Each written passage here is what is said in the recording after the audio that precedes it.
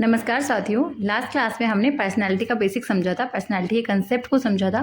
Personality क्या है, किन गुणों से हमारी पूरी पर्सनैलिटी बनती है। तो आज हम पर्सनैलिटी की थ्योरी सिगमंड फ्राइड को कवर करेंगे।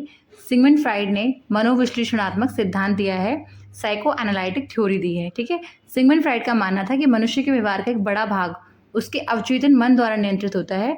व्यक्ति के मन में ऐसी कई इच्छाएं, भावनाएं या अनुभव छिपे होते हैं जिनके बारे में व्यक्ति स्वयं भी नहीं जानता। तो वो जो दबी हुई इच्छाएं, भावनाएं, वो सब हमारे अनकॉन्शियस माइंड में होती हैं, अचेतन मन में होती हैं। उसके बारे में फ्राइड ने समझाने का प्रयास किया इस थ्योरी में। ठीक है, तो आज हम इसी थ्योरी को समझते हैं। आइए शुरू करते हैं अपने एग्जाम ओरिएंटेड वे में। सिगमंड फ्राइड को मनोविश्लेषणवाद का जनक माना जाता है। इनका जन्म 6 मई 1856 को ऑस्ट्रेलिया में हुआ। फ्राइड ने मानव के व्यवहार को, व्यक्तित्व को समझने के लिए मन के अवचेतन भाग पर सबसे अधिक बल दिया। ठीक है फ्रेंड्स, फ्राइड का मानना था कि जो किसी भी व्यक्ति का व्यवहार होता है वो उसके चेतन विचारों से नहीं बल्कि उसके अनकॉन्शियस माइंड से, अचेतन मन से प्रभावित होता है। ठीक है, उनका मानना था कि जो हमारा मस्तिष्क है, जो हमारा मन है, वो 3 तरह के लेयर्स में बटा हुआ है: कॉन्शियस माइंड, प्रीकॉन्शियस माइंड और अनकॉन्शियस माइंड। और वे कहते थे कि व्यक्ति की किसी का विकास को समझना है ना, आप किसी व्यक्तित्व के व्यवहार को समझना चाहते हो तो आप उसके व्यक्तित्व के विकास को समझिए। ये व्यक्ति के विकास को समझने में जो उनका सिद्धांत है बहुत महत्वपूर्ण है। व्यक्ति के व्यवहार और विचार, भावनाएं उसके अवचेतन मन से निर्धारित होती हैं, ना कि उसके कॉन्शियस माइंड से। ठीक है, व्यक्तित्व का अधिकांश भाग हमारे अवचेतन मन में छिपा होता है। कुछ इस तरह की बातें वो अपने सिद्धांत में करते हैं। आइए समझते हैं उनकी थ्योरी को। सिगमंड फ्राइड ने मन की संरचना बताते हुए बताया कि जो हमारा मन है वो 3 पार्ट में डिवाइड होता है। फर्स्ट है हमारा इदम, सेकंड है ईगो एंड थर्ड है हमारा सुपर ईगो। वो कहते हैं कि जो हमारा मस्तिष्क है, जो हमारा मन है, वो एक बर्फ़ की तरह है जो कि पानी के ऊपर कम और पानी के नीचे ज़्यादा रहता है। तो जो पानी के नीचे का हिस्सा है उसको वो कहते हैं अनकॉन्शियस माइंड, ये वाला पोर्शन अनकॉन्शियस माइंड है। और जो ऊपर का हिस्सा है उसको वो कहते हैं कॉन्शियस माइंड।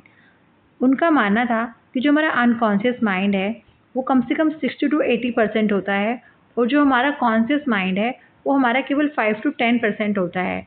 तो हम जो भी कुछ काम करते हैं अपने कॉन्शियस माइंड से करते हैं। अगर हम अपने अनकॉन्शियस माइंड को भी यूज़ करने लग जाएं तो सोचिए हम कितने ज़्यादा इंटेलिजेंट हो जाएंगे। वापस से आते हैं टॉपिक पर। तो इदम जो है वो उन्होंने फर्स्ट पार्ट बताया।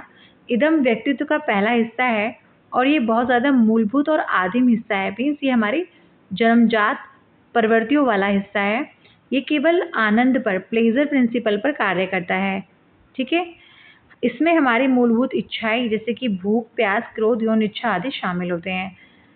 फ्राइड का कहना था कि जो हमारा इदम है ये हमें हर वो काम करने के लिए कहता है जो हमें नहीं करना चाहिए, क्योंकि ये जो है वो हमारी मूलभूत जन्मजात प्रवृत्तियों पर आधारित है। जैसे कि एक छोटे बच्चे को भूख लगती है तो वो कहीं भी रोना शुरू कर देता है। उसको कोई मतलब नहीं है कि कहाँ से उसको खाना मिलेगा, कौन लाएगा, कैसा माहौल है, उससे कोई लेना देना नहीं होता। उसकी कोई भी इच्छा हो वो तुरंत अपनी इच्छा जाहिर करता है और बच्चों को इंस्टेंट वो चीज़ चाहिए होती है। जो एक बच्चे की जन्मजात प्रवृत्ति ही ऐसी होती है। तो ये वाला जो पोर्शन है वो इदम बताते हैं कि जो इस तरह की पर्सनैलिटी होती है वो इदम के कारण होती है। नेक्स्ट जो बात करते हैं ईगो की। ईगो हमारी पर्सनैलिटी का वो हिस्सा होता है जो बहुत ज़्यादा तर्कसंगत होता है, वास्तविक होता है, रियल होता है। ये वर्तमान में कार्य करता है और रियलिटी के अनुसार निर्णय लेता है। ठीक है, जैसे कि बच्चे को चॉकलेट चाहिए, अगर वो इदम वाला व्यक्ति तो उसको ऑपरेट कर रहा है तो बच्चा रोएगा, जिद करेगा, उसको अभी चाहिए मतलब अभी चाहिए। लेकिन अगर बच्चे का अहम वाला जो व्यक्तित्व है वो वर्क कर रहा है तो बच्चा बोलेगा अभी नहीं, पहले मैं मेहमानों के जाने का वेट करता हूँ, जब ये चले जाएंगे तो तब मैं इनकी लाइव ही चॉकलेट खाऊंगा। ठीक है, यहाँ पर बच्चे ने तर्कसंगत सोचा, रियलिटी को सोचा कि लोगों के सामने आते ही मैं उनका सामान खोल दूँ, ये अच्छी बात नहीं है। तो इस तरह का जो बैलेंस बनाता है वो ईगो बनाता है। इदम और सुपर ईगो के बीच में जो बैलेंस बनाता है वो ईगो बनाता है। ठीक है, तो यहाँ पर इदम जो है वो इच्छाओं और सुपर ईगो के बीच नियमों का संतुलन कर रहा है। जो सुपर ईगो के नियम है और जो इदम के नियम है उनके बीच में संतुलन का काम करता है ईगो। नेक्स्ट आते हैं सुपर ईगो पर। सुपर ईगो ये नैतिकता की आदर्श और मूल्यों का प्रतिनिधित्व करता है। यहाँ पर सिर्फ नैतिकता की बातें होती हैं कि देखो चोरी करना गलत बात है, दूसरों से सामान छीनना गलत बात है, हमें ईमानदार रहना चाहिए। इस तरह की जो बातें हैं, जो सही गलत का बोध किसी इंसान को होता है, वो सुपर ईगो के कारण होता है। ये माता-पिता और समाज के नियमों को हमारे बीच स्थापित करता है। जो भी हम सोशल वैल्यूज़ सीखते हैं, उनको अप्लाई करते हैं, ये हम सुपर ईगो के कारण करते हैं, ठीक है? तो हम कह सकते हैं कि जो लोग आपराधिक प्रवृत्ति के होते हैं, उनको कुछ लेना-देना नहीं होता समाज की नॉर्म्स से, तो उनके अंदर इदम वाली पर्सनैलिटी का भाग ज़्यादा है। जो लोग दोनों में संतुलन बना के चलते हैं, वो ईगो है और फिर सुपर ईगो है। ये जो तीनों हमारे स्टेजेस हैं, ये हमारी एज के साथ चलते हैं। जो एक छोटा बच्चा होता है बाल्यावस्था में, छोटा होता है बिल्कुल, तो उसके अंदर सिर्फ इदम होता है। यानी कि बच्चे को कुछ नहीं पता, उसको भूख लगती है, उसको प्यास लगती है, उसको रोना आता है, वो अपनी इच्छा ज़ाहिर करता है। इस तरह की चीज़ें बच्चे के अंदर होती हैं। जैसे-जैसे बच्चा बड़ा होता है, उसको उसके अंदर सही गलत को समझने की क्षमता पैदा हो जाती है, वो समझने लगता है कि उसे क्या करना चाहिए और क्या नहीं। और जैसे ही बच्चा पूरा डेवलप हो जाता है, उसका पूरा व्यक्तित्व विकसित हो जाता है, बच्चा टीनेज में आता है, उसको बहुत अच्छे से अपने समाज के नॉर्म्स, रेगुलेशन पता चल जाते हैं और वो उनको फॉलो भी करता है। क्लियर हुआ? अब समझते हैं ईद को। ईद जो है वो व्यक्तित्व की संरचना में पहला हिस्सा है ईद। ईद जो है वो व्यक्तित्व का वह भाग है जो बच्चे के साथ जन्म से ही आया है। ये जो हिस्सा है बच्चे में जन्म से ही मौजूद होता है, जन्मजात है। तो इसको ये हमारी मूल प्रवृत्तियों को नियंत्रित करता है। ठीक है? इसका जो पहला काम है वो है कि व्यक्तियों के जन्म के साथ ही उपस्थित है, तो ये मूल प्रकृतियों के साथ ही आया है। दूसरा, ये प्लेजर प्रिंसिपल पर काम करता है। इसका जो लक्ष्य है वो केवल सुख की प्राप्ति है, यानी किसी भी चीज़ की अगर इच्छा किसी को बच्चे को हुई तो उसको वो इंस्टेंट चाहिए, ये मुझे अभी चाहिए के सिद्धांत पर काम करता है। ये हमारे अनकॉन्शियस माइंड का पार्ट है। ये अनकॉन्शियस माइंड में रहकर कार्य करता है। इसको तर्क से और नैतिकता से कोई लेना देना नहीं है। ये जैविक आवश्यकताएं जैसे कि भूख, प्यास, नींद, यौन इच्छा या फिर लड़ाई झगड़े आदि की मूल प्रवृत्तियों को कंट्रोल करता है। इसका तर्क तर्क से कोई लेना देना नहीं है, बिल्कुल ही इरेशनल होता है। यहाँ सही गलत अच्छा बुरा नहीं सोचता। जैसे कि एक बच्चा है, क्लासरूम में बैठा है, उसे एग्जाम में कुछ भी नहीं आ रहा, तो वो सोचता है काश मैं बिना पढ़े पास हो जाऊं। पर यहाँ पर बिल्कुल भी लॉजिक उसने नहीं लगाया कि ये संभव नहीं है, बिना पढ़े पास होना संभव ही नहीं है। तो इस तरह की चीज़ें बच्चे के अंदर रहती हैं। बच्चे को कोई चीज़ चाहिए तो वो इंस्टेंट चाहिए। अगर उसे भूख लगी तो रोएगा, चिल्लाएगा, पैर पटकेगा। उसे कोई मतलब नहीं है कि मम्मी अभी बहुत बिजी है या मम्मी यहाँ पर नहीं है, अभी नहीं दे सकती। बच्चा इस तरह की चीज़ें नहीं सोचता। तो जो इस तरह का उसका व्यवहार है, ये व्यवहार उसका ईद के द्वारा कंट्रोल किया जा रहा है। Got it? अब समझते हैं कि ईगो क्या है। ईगो हमारी पर्सनैलिटी का वह भाग है जो हमें वास्तविक दुनिया में संतुलित तरीके से सोचने, समझने और निर्णय लेने में मदद करता है। ठीक है? तो ईगो की क्या विशेषताएं होती हैं? ईगो जो है हमारी इच्छा को और बाहरी वास्तविकता के बीच संतुलन बनाता है। असल में मेरा मन कर रहा है कि मैं 100 किलो सोना पहन के घूमूं, लेकिन वास्तविकता यह है कि अगर मैं 100 किलो सोना पहन के घूमूंगी तो कोई मुझे सोने के साथ ही उठाकर ले जाएगा। ठीक है? ये रियलिटी है। तो जो रियलिटी का मुझे पता चल रहा है ना, वो मुझे ईगो की वजह से पता चलता है कि वास्तविकता क्या है। हमारी इच्छाएं कुछ भी होती रहती हैं, कुछ भी हमारी इच्छा होती रहती है, लेकिन हम सब इच्छाओं को जी नहीं पाते क्योंकि वास्तविकता कुछ और होती है। तो ये जो हमें रियलिटी और वास्तविकता है और जो हमारी इच्छा है, इन दोनों के बीच जो एक अंतर को हमें समझाता है वो ईगो है। तो ईगो का जो जुड़ाव है वो वास्तविकता के साथ होता है। ये जो दुनिया की सच्चाई है उसे समझने में हमारी मदद करता है। दूसरा काम ईगो करता है संतुलन बनाना। हमारी इच्छाओं के बीच में और परिस्थितियों के बीच में संतुलन बनाने का काम ईगो करता है। थर्ड चीज़ है कि जो ईगो है वो हमारे निर्णय लेने की क्षमता को अच्छा करता है, बेहतर करता है। क्योंकि जब हम निर्णय लेते हैं तो हम सोच समझ कर लेते हैं ना, तो सोच समझने की जो शक्ति है वो हमें ईगो दे रहा है। प्रॉब्लम सॉल्यूशन में भी हमारा हेल्प करता है कौन? ईगो। ठीक है? ईगो की वजह से ही हम प्रॉब्लम का सॉल्यूशन निकाल पाते हैं। और जब हम बदलती परिस्थिति के अनुसार खुद को चेंज करते हैं ना, तो वो भी हम ईगो की वजह से ही कर पाते हैं। क्लियर हुआ यहाँ पर? तो ईगो क्या है कि कोई लक्ष्य जब मन में आता है तो ईगो हमें उसका वास्तविकता से मूल्यांकन करने का अवसर देता है। और जब उसे वास्तविकता से उसके मूल्यांकन करते हैं, उसके विकल्पों को समझते हैं, तो हम एक अच्छा डिसीजन ले पाते हैं। ठीक है? और व्यवहारिक जीवन का जो जरूरी होता है वो हम निर्णय ले पाते हैं।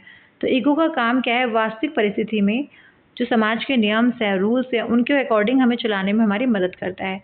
और एक और काम है ईगो का कि जो हमारा इदम था, जिसको कोई कुछ लेना देना नहीं है समाज के नॉर्म्स से, उसके बीच भी हमारा संतुलन बनाता है। और जो हमारा नेक्स्ट होगा सुपर ईगो, तो सुपर ईगो और ईगो के बीच में, सुपर ईगो और इदम के बीच में बैलेंस बनाने का काम भी ईगो करता है।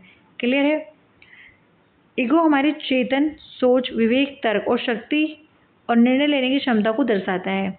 ये हमारी आवश्यकताओं, भावनाओं और वास्तविक परिस्थितियों के बीच में संतुलन बनाकर उचित व्यवहार करने में मदद करता है। अगर क्वेश्चन बनता है कि वह कौन-सा सिगमंड फ्राइड के द्वारा बताया गया भाग है जो कि हमें हमारा समाज के साथ अच्छा तालमेल बिठाता है या व्यावहारिक जीवन के साथ संतुलन बनाता है, इस तरह से कोई पॉजिटिव वर्ड जब पूछा जाएगा तो आपका आंसर होना चाहिए ईगो। ईगो का क्या है? वास्तविकता में संतुलित व्यवहार कराने का काम है। ठीक है, अब बात करते हैं सुपर ईगो की। सुपर ईगो क्या होता है? सुपर ईगो जो हमारा मन है उसका बहुत ही ज़्यादा आदर्शवादी भाग है, बहुत नैतिक भाग है। ठीक है, तो जो भी ऐसी चीज़ें होती हैं कि जो व्यवहार में सही गलत के आधार पर नियंत्रित करने वाली बातें होती हैं, जिसमें हमारे समाज के रूल्स एंड नॉर्म्स आते हैं, जो हम उनको पालन करते हैं, तो वो हमारे सुपर ईगो का पार्ट होता है। जैसे कि हम रेड लाइट पर जाते हैं और रेड लाइट को फॉलो करते हैं, रेड लाइट के रूल्स को हम तोड़ते नहीं हैं, तो ये हमारा सुपर ईगो है। जो हमें आदर्शवादी कार्य जो हमारा हो रहा है व्यवहार से, जो भी नैतिक कार्य हम अपने व्यवहार से कर रहे हैं, वो नैतिक कार्य हम सुपर ईगो की वजह से करते हैं। तो सुपर ईगो क्या करता है? ये नैतिकता और आदर्श के मूल्यों को गाइड करता है, उनको लीडरशिप करता है। ठीक है, प्रतिनिधित्व करता है। ये माता पिता, शिक्षक, समाज, संस्कृति से प्राप्त जो नियम मानदंड है उनको संग्रह करता है। ये व्यक्ति को अच्छे कार्य करने के लिए और बुरे कार्य से बचने के लिए प्रेरित करता है। ये गिल्ट और शर्म की भावना उत्पन्न करता है कि जब हम ऐसा कर देंगे तो लोग हमारे लिए क्या कहेंगे, इस तरह की भावना करता है, इससे हम नियमों का उल्लंघन करने से बच जाते हैं। ये आइडियल सेल्फ की ओर ले जाने वाला मार्गदर्शक होता है। ये हमें अच्छा बनाने का पूरा प्रयास करता है।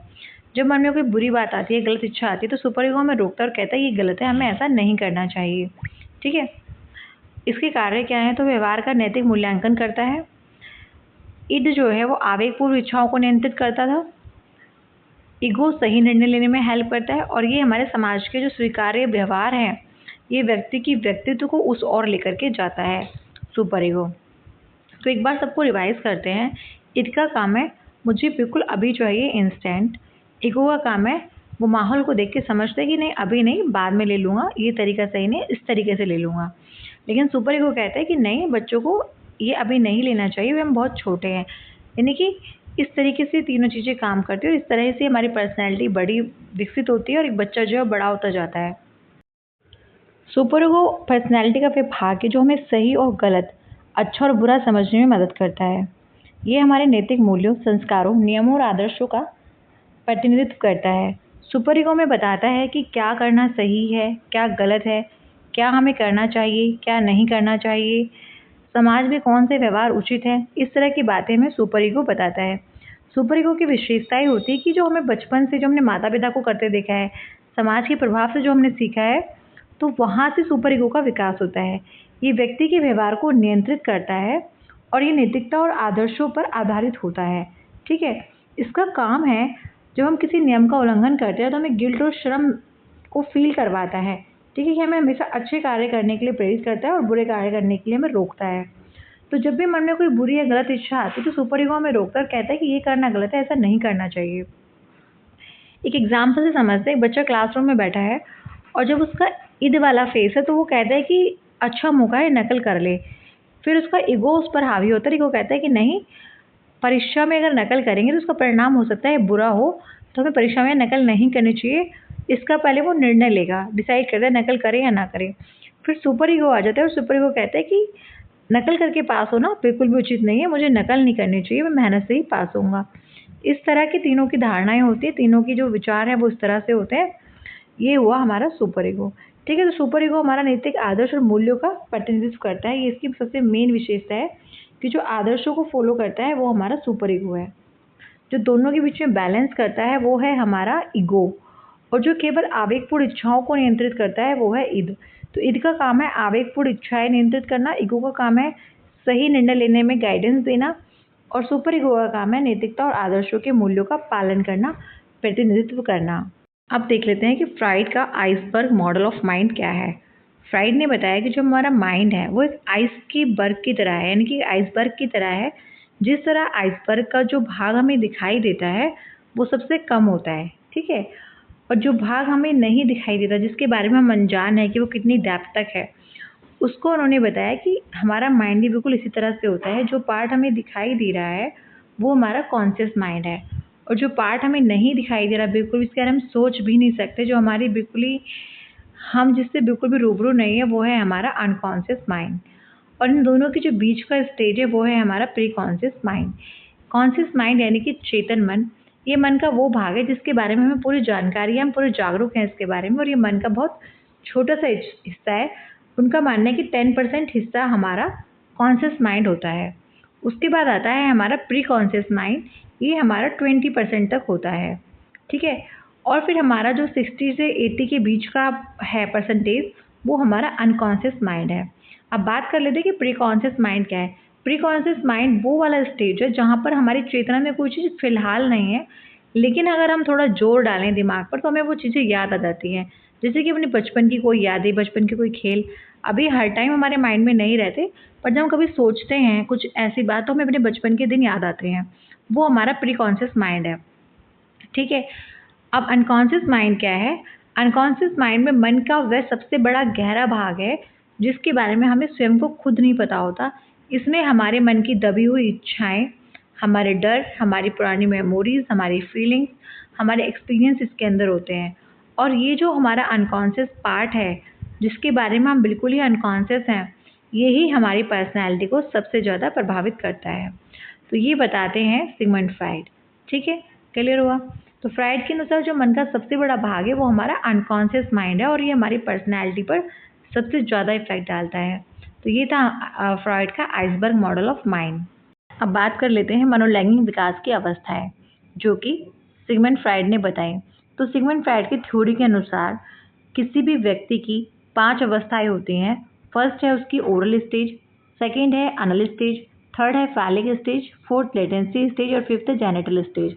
ओरल स्टेज होती है, ये 0 से 1 ईयर तक चलती है, और बच्चा यहाँ पे जो सुख को लेता है वो सुख मुंह के द्वारा लेता है, ठीक है। मुंह के माध्यम से बच्चा यहाँ पे चूसना, काटना, निगलना आदि सीखता है। ऐसी क्रियाएं वो करता है। हमने देखा छोटा बच्चा हर चीज़ को मुंह में लेके जाता है, अपना अंगूठा चूसता है, उंगली चूसता है। बहुत छोटा बच्चा भी, 1 महीने का, 2 महीने का बच्चा भी ऐसी क्रियाएं करता है। इसके बाद है गूदा स्टेज, जो 1 से 3rd ईयर के बच्चों की होती है। यहाँ पर बच्चा सूसू पॉटी की ट्रेनिंग लेना सीखता है और स्वच्छता के ऊपर उसका पूरा ध्यान रहता है। थर्ड है फैलिक स्टेज, ये 3 से 6 वर्ष के लिए होती है, और यहाँ पर बच्चा जननांगों के प्रति जिज्ञासा बच्चे के अंदर आ जाती है। बच्चा अपने प्राइवेट पार्ट्स के प्रति जिज्ञासु हो जाता है, और वो अपने विपरीत लिंग के माता पिता के प्रति जिज्ञासा रखता है, प्रतिस्पर्धा करता है, उनसे आकर्षित होता है। जैसे कि बेटी है तो वो पापा से ज़्यादा प्यार करती है, और अगर बेटा है तो मम्मा से ज़्यादा प्यार करता है, और अगर उनके पास कोई आता है तो कहता है ये मेरे हैं, मतलब किसी को उनके पास भी नहीं आने देता। इस तरह से बच्चा करता है। तो यहाँ पर जो इसको हम ऑडिपस और इलेक्ट्रा बोलते हैं, ठीक है। ऑडिपस इलेक्ट्रा के नाम से ये वाली फीलिंग्स जानी जाती है। इसके बाद है लेटेंसी स्टेज, 6 से 12 वर्ष चलती है। यहाँ पर बच्चे में सामाजिक और बौद्धिक विकास हो जाता है। यहाँ बच्चे की और नई नई चीज़ें सीखने की इजाज़त आती है। बच्चा यहाँ पे पढ़ाई से रिलेटेड चीज़ें सीखता है, खेल कूद, सोशल दायरा उसका बढ़ जाता है, सामाजिक कौशल सीखता है। तो क्योंकि बच्चा इन सब में व्यस्त हो जाता है, तो अब जो बच्चे की यौन इच्छाएं थी जो उसकी 3 से 6 वर्ष में जागृत थी, वो अब सुप्त हो जाती हैं, वो सो जाती हैं। यानी कि वो इच्छाओं का बच्चों का यहाँ पर दमन हो जाता है, और अब बच्चा नई नई चीज़ें सीखता है, खेल कूद, समाज के लोगों में उठना बैठना, ठीक है, स्कूल, सोशल कौशल, वो चीज़ें सीखता है। नेक्स्ट है जेनिटल स्टेज, ये 12 वर्ष से प्लस के लिए चलती है, टीन एज के लिए। यहाँ पर बच्चा परिपक्व होने लगता है, और अब उसके अंदर यौन इच्छाओं का परिपक्व रूप विकसित हो जाता है, यानी कि बच्चे में प्यूबर्टी आ जाती है। वो विपरीत लिंग के प्रति आकर्षित तो होता ही है, लेकिन भी जिम्मेदार संबंध बनाना भी यहाँ पर बच्चा सीख जाता है। तो ये इन्होंने बताई थी 5 अवस्थाएं जो कि सिगमंड फ्राइड ने दी थी अपनी थ्योरी के अंदर, ठीक है। तो ये इंपॉर्टेंट है, यहाँ से क्वेश्चन बनते हैं कि कहाँ इसका फोकस है, कौन सी एज में कौन सी अवस्था होती है। ओरल स्टेज, अनल stage, phallic stage, latency stage और जेनिटल स्टेज। अब बात कर लेते हैं रोल ऑफ टीचर की। जो पर्सनैलिटी के डेवलपमेंट में फ्राइड के अनुसार टीचर का क्या रोल होना चाहिए, तो टीचर को एक रोल मॉडल की तरह बनकर बच्चों को सही दिशा देनी चाहिए। टीचर हमेशा बच्चों में कॉन्फिडेंस, आत्मसम्मान और सकारात्मक सोच विकसित करने में हेल्प करें। टीचर को बच्चों को नैतिक मूल्य, नैतिक ईमानदारी, जिम्मेदारी की भावना सिखानी चाहिए। विद्यार्थियों की रुचि और प्रतिभा को पहचान कर उनके सर्वांगीण विकास में बच्चों को सहयोग करना चाहिए। टीचर को अनुशासन, समय प्रबंधन और आत्मनियंत्रण की आदतें विकसित करनी चाहिए बच्चों में। नेक्स्ट है समस्याओं को समझकर मार्गदर्शन और भावनात्मक सहयोग बच्चों को प्रदान करना चाहिए। ज्ञान के साथ साथ बच्चों को लाइफ स्किल का भी विकास टीचर को करना चाहिए। टीचर को बच्चे के साथ सहयोग, सहानुभूति और सामाजिक व्यवहार सिखाकर एक अच्छे नागरिक बनाए। टीचर उनको बच्चों को एक जिम्मेदार और अब देख लेते हैं कि इनके जो सिद्धांत है उसकी आलोचनाएं क्या क्या हैं। तो फ्राइड का जो मनोविश्लेषणात्मक आधुनिक सिद्धांत है वो आधुनिक शिक्षा में बहुत ज़्यादा योगदान देता है, लेकिन फिर भी इसकी कुछ लोगों ने आलोचना की और आलोचना में क्या तर्क दिए कि ये वैज्ञानिक प्रमाण सीमित है, यानी कि जिसका वैज्ञानिक प्रमाण है वो कुछ नहीं है, कहीं साइंस लैब में ये कहीं लैब एक्सपेरिमेंट के थ्रू नहीं किया गया। ये जो उनका सिद्धांत है उनके अपने अनुमान पर और अपने क्लिनिकल अनुभव पर आधारित है। ठीक है, यहाँ पर यौन प्रवृत्ति पर अत्यधिक जोर दिया है। हालांकि वो बात कर रहे हैं छोटे बच्चों के, लेकिन छोटे बच्चों में भी उन्होंने यौन इच्छाओं पर अत्यधिक जोर दिया कि बच्चा 3 से 6 वर्ष में यौन इच्छाओं के प्रति जागरूक होता है और वो उसमें इंटरेस्ट लेता है, अपने आप को जानने का जिज्ञासु होता है, ऐसा उन्होंने बताया है। तो ये उनकी जो सिद्धांत को संकीर्ण और पक्षपाती माना गया है सिद्धांत को। नेक्स्ट है कि बच्चों और महिलाओं पर निष्कर्षों को सार्वभौमिक नहीं माना जा सकता। जो इनके निष्कर्ष हैं वो सब पर लागू नहीं होते। महिलाओं की क्या स्थिति है और बच्चों के लिए जो उन्होंने बताया है, तो इनका जो व्यक्ति का डेवलपमेंट का जो स्तर है वो सार्वभौमिक नहीं है, इनकी थ्योरी सार्वभौमिक नहीं है, सब पर सही तरीके से अप्लाई नहीं हो सकती। फोर्थ है सामाजिक और सांस्कृतिक कारकों में सांस्कृतिक कार्यों को कोई इंपॉर्टेंस नहीं दी। तो फ्राइड ने सामाजिक कार्यों को, सांस्कृतिक कार्यों को बहुत कम वैल्यू दी है अपनी थ्योरी में। हालांकि सामाजिक और सांस्कृतिक बहुत ज़्यादा प्रभाव डालते हैं हमारी पर्सनैलिटी पर इन्होंने इसकी कोई बात नहीं की। संस्कृति और समाज और परिवेश के अनुसार व्यक्तित्व के विकास में कई अन्य और बड़ी बड़ी भूमिकाएं होती हैं। इन्होंने उन सबको नेगलेक्ट किया है, उन सबकी बात की है, लेकिन इस समाज के बारे में, सांस्कृतिक कारकों के बारे में कोई बात नहीं की। तो जो फ्राइड का सिद्धांत है वो मानव मन की गहराई को समझने का मार्ग दिखाता है, लेकिन आधुनिक विज्ञान इसको अभी सत्य नहीं मानता है। क्लियर हुआ? अब देखते हैं सिगमंड फ्राइड के कुछ रक्षा युक्ति, यानी कि डिफेंस मैकेनिज्म। डिफेंस मैकेनिज्म हम सभी लोग अपनी लाइफ में यूज़ करते हैं जब भी हम किसी ऐसी सिचुएशन में फंस जाते हैं जो हमें पसंद नहीं है, हमारी अप्रिय जो परिस्थिति होती है, वहाँ से निकलने के लिए हम जिस प्रकार की युक्तियों का सहारा लेते हैं उनको हम रक्षा युक्तियाँ कहते हैं। ठीक है, तो यहाँ पर 8 तरह की रक्षा युक्तियाँ मैंने आपको बताई हैं। बहुत सारी रक्षा युक्तियाँ हैं, लेकिन जो एग्ज़ाम पर्पज़ से इम्पॉर्टेंट है उनको मैं यहाँ पर कवर कर रही हूँ। फर्स्ट है हमारा दमन, यानी कि डिप्रेशन। डिप्रेशन क्या होता है? जब हम अपनी अप्रिय घटनाओं को, अप्रिय जो हमें यादें पसंद नहीं है, दर्दनाक यादें हैं, उनको हम अपने अचेतन मन में दबा देते हैं। जैसे कि बचपन की कोई ऐसी घटना कि किसी ने हमें ज़ोर से थप्पड़ मारा हो, कुछ किया हो, या परिवार में कोई ऐसा होता है उसे देख के हम डरते हैं, पर अब बड़े हो गए हम उनसे हँसते बोलते हैं। पर वो जो हमारे दर्दनाक यादें हैं उनको हम अपने अंदर दबा के बैठे हैं। ठीक है, तो ये होता है दमन, डिप्रेशन। सेकेंड है प्रोजेक्शन। प्रोजेक्शन होता है अपना फॉल्ट है ना वो दूसरों पे थोप देना। ठीक है, तो अपनी कमी, अपनी भावनाएं, अपनी इच्छा का आरोप दूसरों पे लगा देना। जैसे कि मैं किसी से जलती हूँ और मैं बोलूँ कि सब दुनिया ऐसी है, सब लोग मुझसे जलते हैं, और असल बात ये है कि मैं ही उनसे जलती हूँ। तो जो मेरी भावना है ना उसको मैंने दूसरों पे थोप दिया। ठीक है, इसे बोलते हैं प्रोजेक्शन। थर्ड है हमारा रैशनलाइजेशन, युक्तिकरण। अपनी गलती या असफलता के लिए आप ऐसा तर्कसंगत बहाना बनाएंगे कि आपको लगेगा कि उस बहाने की वजह से ही आप सफल नहीं हो पाए। जैसे कि अगर किसी बच्चे की परीक्षा में मार्क्स अच्छे नहीं आते या बहुत कम नंबर आते हैं, तो बच्चा कहता है वैसे भी परीक्षा इतनी इम्पोर्टेंट नहीं थी, उतना नहीं है कि मैं इसमें बहुत मेहनत करता। या किसी बच्चे का सिलेक्शन नहीं हो पाता तो कहते हैं 2-3 तो वैकेंसी थी, मेरा कहाँ से होता। ठीक है, इस तरह की जो बातें हम करते हैं यह है रैशनलाइजेशन, युक्तिकरण। अपने आप को सही साबित करने के लिए हम जो भी तर्क लगाते हैं वो यहाँ पर युक्तिकरण कहलाता है। फोर्थ है आपका विस्थापन, डिप्लेसमेंट। डिप्लेसमेंट में होता है जब अपना कोई क्रोध या भावना किसी वास्तविक व्यक्ति पर व्यक्त नहीं कर सकते, वो हमारा बॉस है, हमसे बड़ा है, तो हम उसका गुस्सा किसी दूसरे पर निकाल देते हैं। ठीक है, किसी वस्तु पर निकाल देते हैं। विस्थापन यानी कि हमने अपना गुस्से को डिप्लेस कर दिया, किसी और पर उसको निकाल दिया। जैसे कि बॉस की डांट खाने के बाद घर आकर बच्चों पर गुस्सा करना, तो ये एग्जाम्पल है आपका विस्थापन का, डिप्लेसमेंट का। ठीक है, नेक्स्ट आते हैं प्रतिगमन। प्रतिगमन होता है रिग्रेशन। जो हम बहुत ज़्यादा तनाव में होते हैं, तनाव की स्थिति में होते हैं, तो हम बच्चों से व्यवहार करने लगता है, रिग्रेट हो जाते हैं। जैसे कि कोई बड़ा आदमी फूट कर कमरा बंद करके रोने लगता है, अपनी कोई प्यारी वस्तु पकड़कर उसको पकड़कर हक करके रोने लगता है। ठीक है, तो यहाँ जो है वो बड़ा भी डर लगने पर जोर जोर से रो रहा है, चिल्ला रहा है, इस तरह की जो हम जिद करने लगते हैं, बच्चों की तरह व्यवहार करने लगते हैं, उसको हम कहते हैं रिग्रेशन, प्रतिगमन।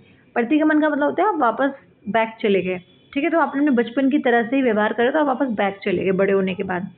नेक्स्ट है उदात्तीकरण, सब्लिमेशन। सब्लिमेशन होता है अस्वीकार्य इच्छाओं या ऊर्जा को सामाजिक रूप से स्वीकार्य और रचनात्मक कार्यों में बदल देना। यानी कि कुछ ऐसा था कि वो लोग उसको पसंद नहीं कर रहे थे, लेकिन उसको मैंने कुछ इस तरह मॉडिफाई किया कि लोग उसको वाह-वाह करने लगे। एक बच्चा है जो बहुत ज़्यादा आक्रामक है, हमेशा मारपीट करके आता है।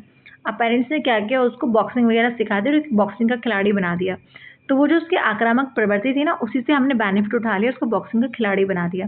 तो यहाँ पे हमने सब्लिमेशन कर दिया है उस बच्चे का, ठीक है? आपकी 7th है रिएक्शन फॉर्मेशन, प्रतिक्रिया निर्माण। अपनी वास्तविक भावनाओं को बिल्कुल विपरीत व्यवहार करना। जो हमारे अंदर भावना है उसको हम छुपाते हैं और उसके अगेंस्ट कुछ व्यवहार करते हैं। मान लो हम किसी की खुशी देख के, किसी ऐसा होता है, लोग ऐसे ही करते हैं, किसी की एक नई गाड़ी आई तो उसको देख के हम अंदर-अंदर बहुत दुखी हो रहे होते हैं, पर हम बाहर से दिखाते हैं नहीं बहुत अच्छा किया, बहुत अच्छा हुआ, भगवान तुम्हारी तरक्की करे, तुम्हारी गाड़ी लंबी चले। हम उसके मुँह पर ऐसी बातें करते हैं, ठीक है ना? तो किसी व्यक्ति की नापसंद चीज़ें होने पर भी हम उसकी तारीफ़ करते हैं, या कोई ऐसा व्यक्ति हमें पसंद नहीं है पर जो हमारे घर आ गया तो फिर हम उसकी वाहवाही भी करेंगे, बिठाएँगे, चाय नाश्ता कराएँगे। तो यहाँ पर है प्रतिक्रिया निर्माण। जैसा रिएक्शन हम करना चाहते हैं ना असल में, वो ना करके हम दूसरा रिएक्शन उसको देते हैं, वो हमारा फ़ॉल्स रिएक्शन होता है, फ़ेक रिएक्शन होता है, वो हम उसके लिए करते हैं। लास्ट है डिनायल, ठीक है?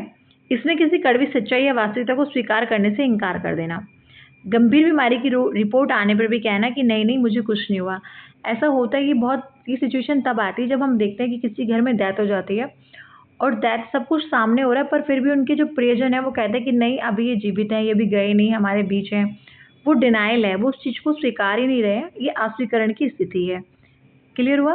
तो ये थे इनके डिफेंस मैकेनिज्म, और यहाँ से जैसे एग्जाम्पल है ना, ऐसे ही एग्जाम्पल ही क्वेश्चन बन के आता है और आपको गैस करना होता है कि कौन सी युक्ति है मैकेनिज्म की। तो जरा ध्यान से इनको एक बार फिर से देख लेना, पढ़ लेना, समझ लेना। अब कुछ क्वेश्चन है जो प्रीवियस ईयर्स में पूछे गए हैं, उनको सॉल्व कर लेते हैं, इस थ्योरी से ही है। क्वेश्चन नंबर 1 है, फ्राइड के अनुसार व्यक्तित्व के 3 घटक कौन कौन से हैं? तो हमने जाना Eid, ego, super ego. Next है, फ्राइड के अनुसार व्यक्तित्व का कौन सा भाग सुख सिद्धांत पर कार्य करता है? आंसर होगा ईद। फ्राइड के अनुसार व्यक्तित्व का कौन सा भाग नैतिक मूल्यों और आदर्शों का प्रतिनिधित्व करता है? तो आंसर होगा सुपर ईगो। नेक्स्ट है, फ्राइड के अनुसार ईगो किस सिद्धांत पर कार्य करता है? ईगो जो है हमारा वो हमारा रियलिटी प्रिंसिपल पर कार्य करता है, वास्तविकता से हमें रूबरू कराता है। नेक्स्ट है, फ्राइड के अनुसार व्यक्तित्व का अधिकांश भाग कहाँ स्थित है? तो व्यक्तित्व का अधिकांश भाग अनकॉन्शियस माइंड में स्थित है, ठीक है। नेक्स्ट क्वेश्चन है, कोई भी 5 क्वेश्चन जो थे हमारे पहले वो हमारी थ्योरी से है और ये 5 क्वेश्चन अब हमारी डिफेंस मैकेनिज्म से हैं। कोई बच्चा तनाव में आकर छोटे बच्चे जैसा व्यवहार करने लगे तो ये कौन सी रक्षा युक्ति है? तो ये उसकी रिग्रेशन है, प्रतिक्रिया इनके वापस जा रहा है, प्रतिगमन कर रहा है, रिग्रेशन वाली उसकी स्थिति है, ठीक है।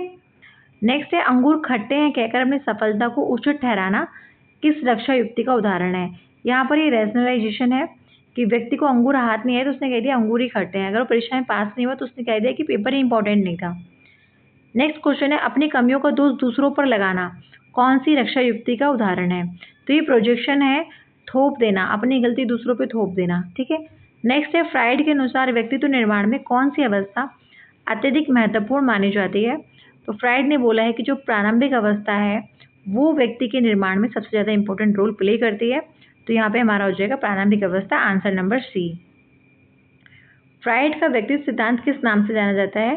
फ्राइड का व्यक्तित्व सिद्धांत साइको एनालिटिक थ्योरी के नाम से जाना जाता है। हिंदी में इसको कहते हैं मनोविश्लेषणात्मक सिद्धांत, ठीक है। फ्रेंड्स, आई होप आपको टॉपिक अच्छे से क्लियर हुआ होगा। सिगमंड फ्राइड की थ्योरी बहुत इंपॉर्टेंट है, मतलब किसी ना किसी टीचिंग एग्जाम में जरूर 2-3 क्वेश्चन देखने को मिलते हैं, सीटेट में तो आते ही आते हैं। तो अगर आपको कंटेंट पसंद आए तो आप चैनल को सब्सक्राइब कर दें। Thanks for watching.